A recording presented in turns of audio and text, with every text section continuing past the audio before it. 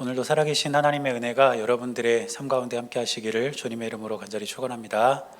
우리 옆에 계신 분들과 인사하겠습니다. 하나님이 우리와 함께 하십니다. 인사하겠습니다.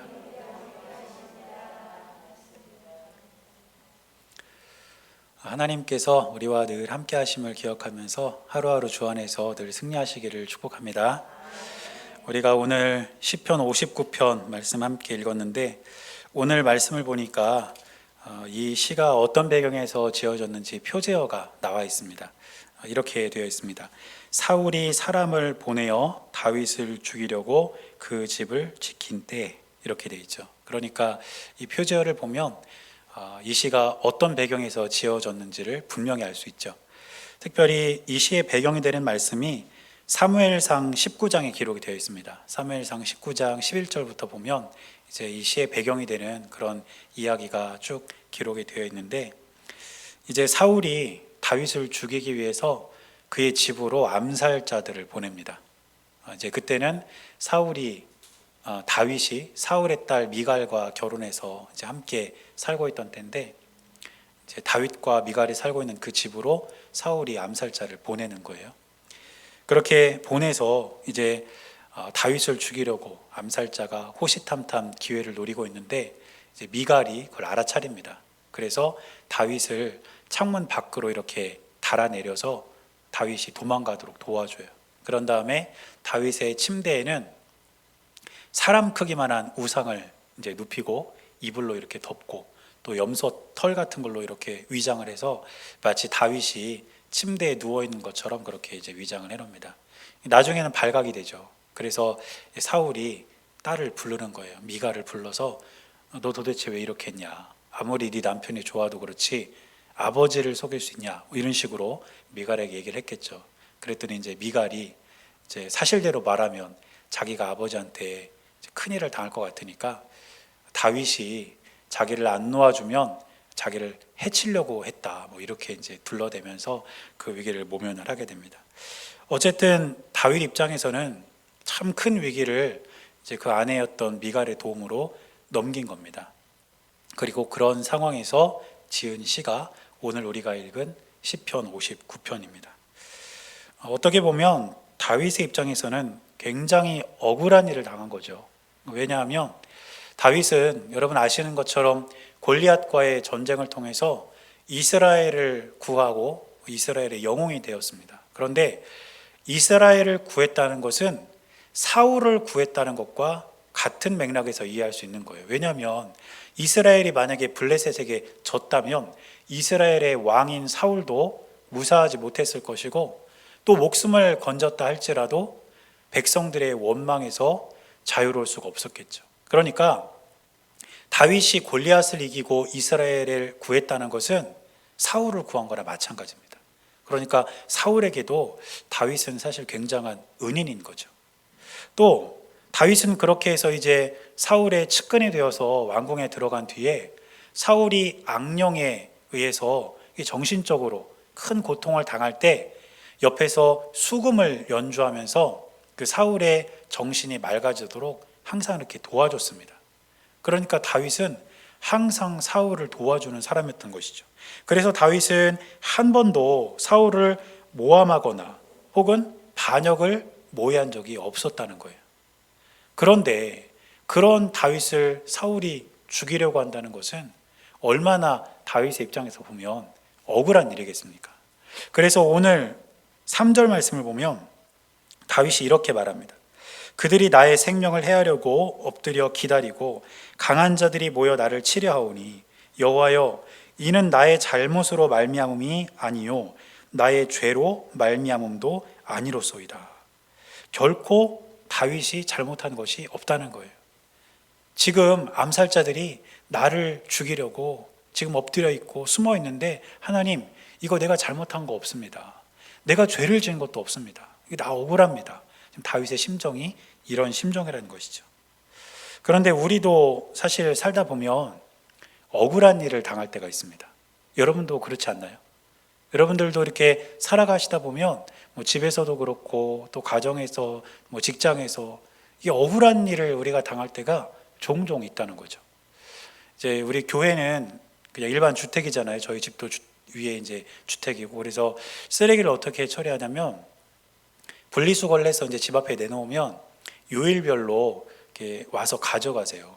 그런데 종종 어떤 분들이 분리수거를 안 한 채로 그냥 교회 앞에다 쓰레기를 버리고 가요. 그러면 이제 교회잖아요, 우리가. 그러니까 저도 목사고. 그러니까는 그렇게 이제 쓰레기를 놓고 가면 그냥 제가 다시 다 꺼내가지고 이렇게 분리수거를 해서 그냥 버려주고 그랬어요.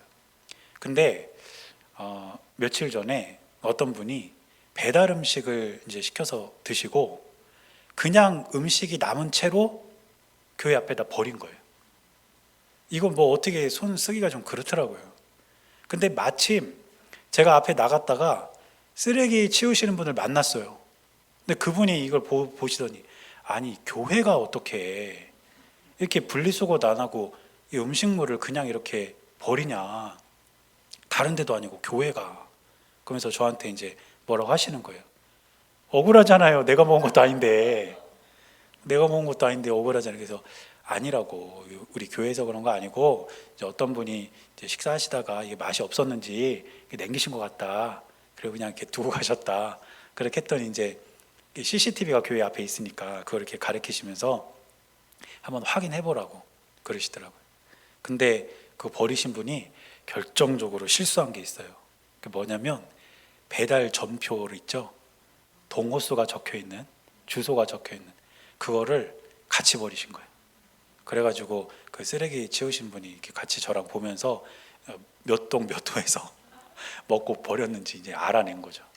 그래서 이제 오해가 풀렸어요. 저도 이렇게 살아가다 보면 이런 오해들이 있어요.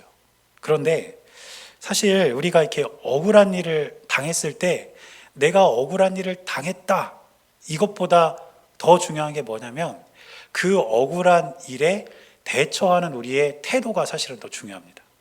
만약에 내가 억울한 일을 당했는데 그 일을 당했을 때 내가 어떻게 반응하느냐에 따라서 내가 좀 더 이렇게 마음이 넓은 사람이 될 수도 있고 또 다른 편으로는 똑같은 사람이 될 수도 있다는 거예요. 그래서 우리가 억울한 그런 일을 당할 수 있지만 우리가 어떤 태도를 갖느냐, 이게 참 중요하다는 것을 기억해야 합니다. 그래서 오늘은 이 본문을 통해서 다윗이 지금 정말 억울한 일을 당했잖아요. 그런데 다윗이 어떤 태도를 취했는가, 이걸 좀 한번 살펴보면서 우리도 억울한 일을 당했을 때 우리가 어떻게 해야 할까, 우리가 한번 이거를 좀 살펴보려고 합니다.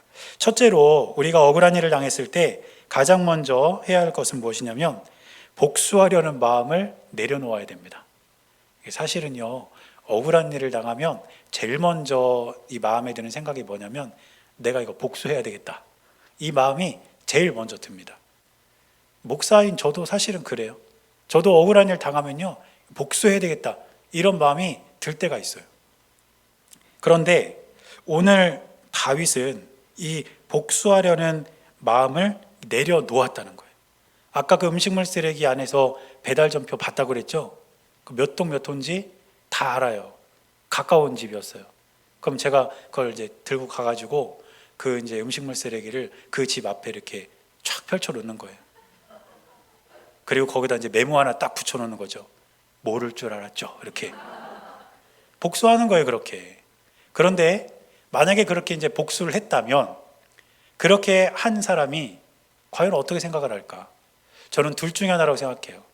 더 큰 복수를 할지도 몰라요. 우리 교회 앞에다가 뭐 더 많은 쓰레기를 갖다 놓을 수도 있고. 그리고 또 한 가지 중요한 거, 교회도 똑같구나, 목사도 똑같구나. 물론 내가 쓰레기 버린 거 잘못한 거지만 그렇다고 집 앞에다가 이렇게 막 난장판을 만들어 놓는 거 보면 교회도 똑같고 목사도 똑같구나, 아마 그렇게 생각할 거라는 거죠. 그래서 이 복수하고 싶은 마음이 사실 우리 마음에 들 수 있지만 억울한 일을 당했을 때 그 복수하려는 마음을 내려놓는 것이 우리가 첫 번째로 기억해야 할 중요한 삶의 태도임을 꼭 기억하시길 바랍니다. 그래서 오늘 본문 1절을 보면 다윗이 이렇게 말합니다. 나의 하나님이여, 나의 원수에게서 나를 건지시고 일어나 치려는 자에게서 나를 높이 드소서. 지금 억울한 일을 당한 다윗에게 있어서 가장 필요한 게 뭐냐면 그 억울함에서 벗어나는 거예요. 그건 뭐냐? 나를 원수에게서 건짐 받는 것, 또 내가 나를 치려는 자에게서 내가 벗어나는 것. 그게 지금 다윗에게 있어서는 가장 중요한 일입니다. 그런데 그 일을 이야기하면서 다윗은 나의 하나님이여 하고 하나님의 이름을 불렀습니다. 이 말은 다윗이 그 일을 자신의 힘으로 하지 않을 것을 선언하는 거예요. 물론 내가 억울한 일을 당했을 때 그런 원수들에게서 내 억울함이 풀리고 내가 좀 자유해지는 것을 원하지만 이걸 내 힘으로 하지 않겠다. 더 쉽게 말하면 내 손으로 복수하지 않겠다. 이게 다윗의 마음이라는 것입니다. 그래서 다윗은 가장 먼저 복수의 마음을 내려놓고 하나님의 이름을 부르면서 기도한 겁니다. 어떤 의미에서 보면 그래, 다윗이 지금은 힘이 없으니까, 복수할 수 있는 힘이 없으니까 그랬을 거야, 이렇게 생각할 수도 있어요. 그런데 다윗은 나중에 이제 쫓겨다니면서 자신을 따르는 사람들도 생기고 어느 정도 힘을 갖추게 됩니다.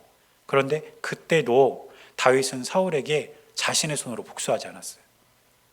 사울을 죽일 수 있는 기회가 2번이나 있었음에도 불구하고 자신의 손으로 사울을 죽이지 않았습니다. 다윗은 복수하고자 하는 마음을 철저하게 내려놨다는 것이죠. 그래서 저와 여러분들도 억울함을 당했을 때 가장 먼저 취해야 할 삶의 태도는 복수하고자 하는 마음을 내려놓는 것. 내 힘으로, 내 의지로 그 사람에게 해를 가하려는 그 마음을 내려놓는 것이 중요하다는 것을 꼭 기억하시기를 바랍니다. 성경을 읽다 보면 이 억울함을 말함에 있어서 둘째가라면 서러운 사람이 있다면 요셉일 겁니다. 요셉이 형들한테 꿈 얘기 잘못했다가 그 사실 꿈 얘기 그거 그냥 듣고 그냥 말하면 얼마나 좋아요. 근데 그것 때문에 죽음의 위기를 넘기고 다른 나라에 팔려가게 되잖아요. 사실 얼마나 억울해요.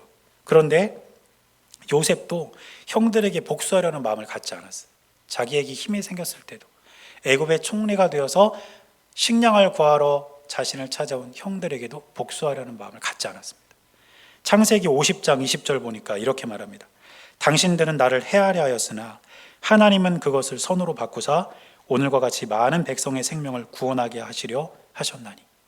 지금 요셉은 애굽의 총리입니다. 왕 다음가는 권력자예요. 그러면 어린 시절 자기를 죽이려 하고 자기를 다른 나라에 팔아버렸던 그 형들에게 얼마든지 복수할 수 있어요.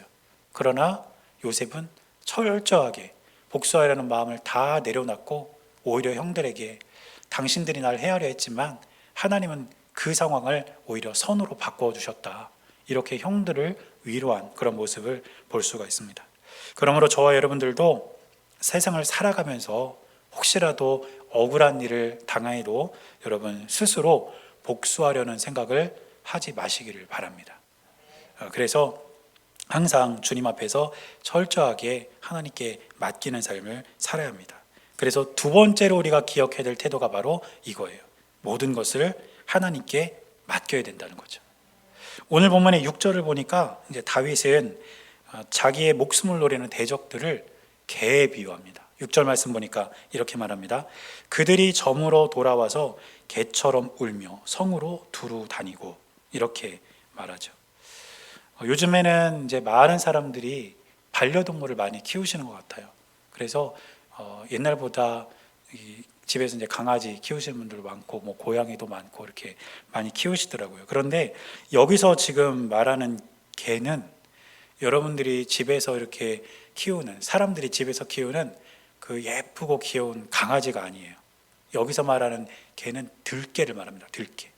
철저하게 야생에서 그렇게 길러지고 그렇게 살아가는 들개를 말하는 건데, 이 다윗이 언급하는 들개의 특성이 있습니다. 첫째는 뭐냐면 무리를 지어 다닌다는 거예요. 그냥 한두 마리씩 다니는 게 아니라 이렇게 떼거지로 무리를 지어서 이렇게 다니고, 그리고 굉장히 사납습니다.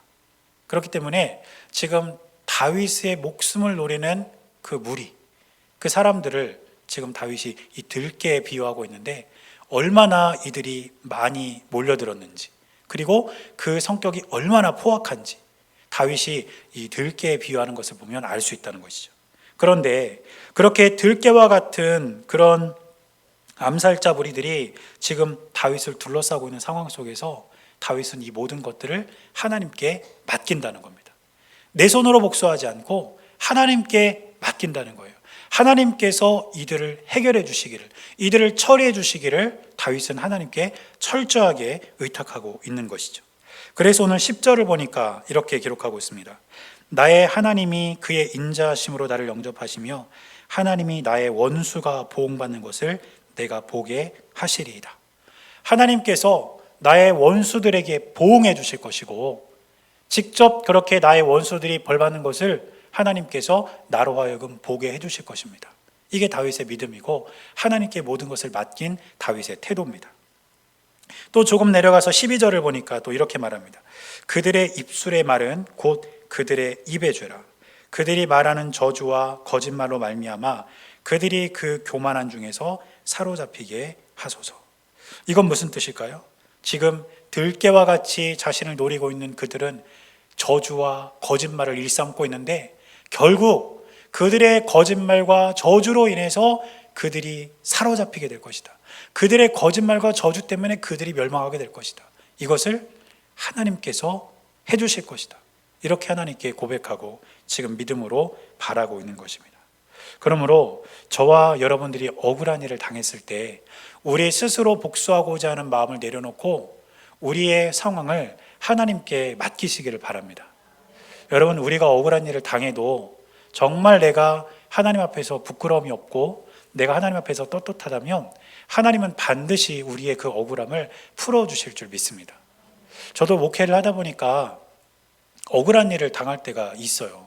종종 있습니다. 그런데 그런 생각을 많이 해요. 물론 제가 성도들에게 억울한 일을 당한다고 해도 어떻게 목사가 성도에게 복수할 수 있겠습니까? 그러니까 그렇게 못하지만 그래도 그게 저의 잘못이 아니고 그게 오해라면 결국에는 나중에 풀리더라고요. 하나님께서 오해받지 않게, 억울하지 않게 결국에는 다 풀어주십니다. 그러므로 여러분들도 억울한 일을 당했을 때 여러분들이 정말 하나님과 사람 앞에서 떳떳하다면 여러분이 복수하지 마시고 하나님께 맡기시길 바랍니다. 그러면 하나님은 반드시 여러분들의 억울함을 풀어주시고 오히려 여러분들을 공격하려 했던 여러분들의 대적들을 부끄럽게 하시고 그들의 잘못을 그들이 스스로 깨우치도록 하나님 역사하실 줄 믿습니다.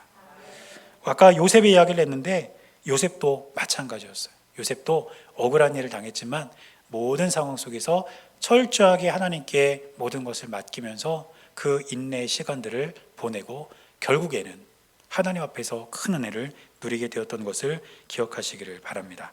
자, 그러면 우리가 이렇게 우리 손으로 복수하지 않고 또 하나님께 모든 것을 맡겼다면 이제 세 번째로 우리가 억울한 일을 당했을 때 과연 무엇을 해야 할까?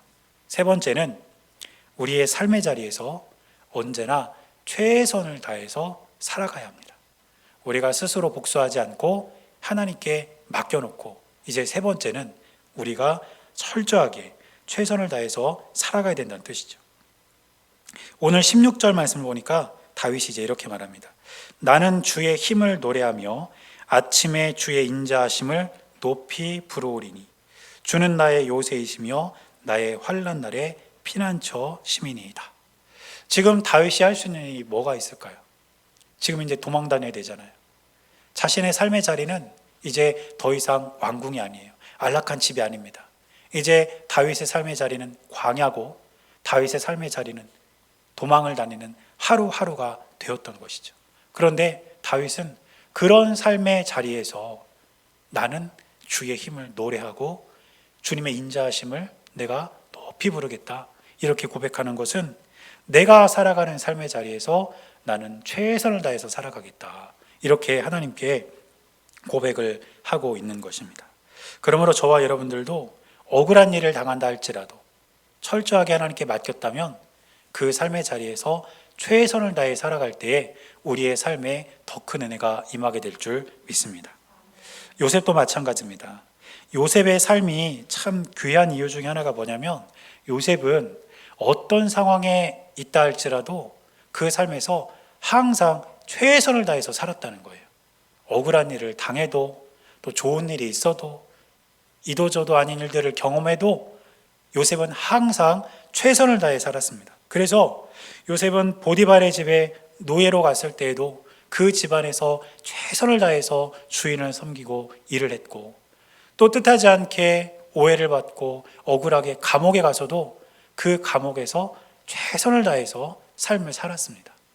또 나중에 그 모든 일들이 다 해결이 된 뒤에 애굽의 총리가 되었을 때에도 그 상황에 안주하는 것이 아니라 앞으로 다가올 흉년을 예비하면서 최선을 다해서 그 역할을, 그 임무를 감당했던 그런 모습을 볼 수 있다는 것이죠. 그러므로 저와 여러분들도 살면서 때때로 억울한 일을 당한다 해도 그 억울함 때문에 우리의 삶이 망가져서는 절대로 안 됩니다. 오히려 하나님께 모든 것을 맡겼다면 우리가 그 삶의 자리에서 최선을 다해서 하루하루를 믿음으로 살아갈 수 있는 저와 여러분들의 삶이 될 수 있기를 주님의 이름으로 간절히 축원합니다. 여러분, 우리가 이렇게 억울한 일을 당할 때 참 인간적인 마음은 그런 것 같아요. 억울함이 쉽게 안 풀릴 것 같고 또 이 억울한 일 때문에 마음도 상하고 속도 아프고 참 여러 가지 감정이 교차하게 됩니다. 그렇지만 아까도 말씀드렸던 것처럼 우리가 하나님을 신뢰할 수 있고 또 우리가 하나님 앞에서, 사람들 앞에서 떳떳하다면 우리의 억울함은 반드시 풀립니다. 그러므로 저와 여러분들의 삶 가운데 우리는 억울한 일을 당해도 복수하고자 하는 그 마음을 내려놓고 우리의 모든 삶을 철저하게 하나님께 맡겨드리고 우리가 살아가는 삶의 자리에서 최선을 다해서 하루하루를 살아가는 주님의 귀한 자녀들이 될 수 있기를 주님의 이름으로 간절히 축원합니다. 기도하겠습니다. 사랑하는 하나님, 우리가 이 세상을 살아갈 때에 때로는 억울한 일을 당할 때가 있습니다. 그러나 주님, 우리가 억울한 일을 당해도 우리 스스로 복수하려는 마음을 내려놓고 하나님께 모든 것을 맡기게 하시고 우리가 살아가는 삶의 자리에서 최선을 다해 살아감을 통하여서 우리 주님의 뜻을 이루어가는 주님의 귀한 자녀들이 될 수 있도록 우리의 삶을 인도하여 주시옵소서. 우리 주님께서 언제나 함께하여 주실 것을 믿으며 살아계신 예수님의 이름으로 간절히 기도드렸습니다. 아멘.